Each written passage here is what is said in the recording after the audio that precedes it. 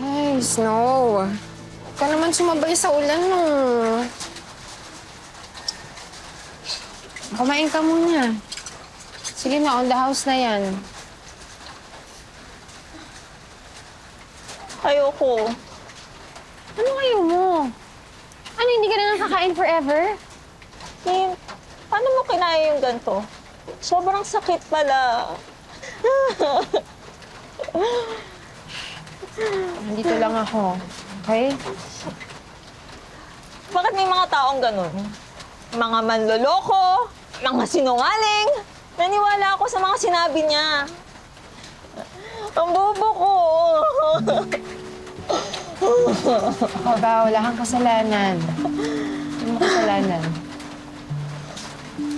Pero ikaw, nandyan ka lang, di ba? Hindi mo ako iiwan. Siyempre hindi. Pero, may kailangan akong sabihin sa'yo.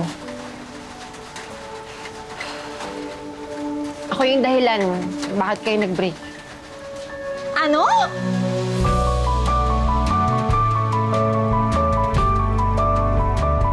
Anong sinasabi mo ikaw yung dahilan?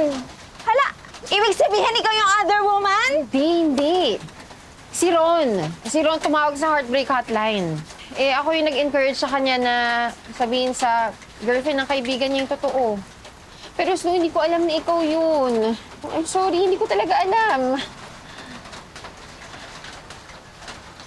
Okay lang yan.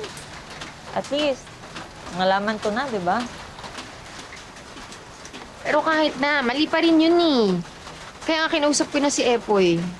Ititigil na namin yung Heartbreak Hotline. Titigil? Eh, paano kung lumiit na naman ang kita?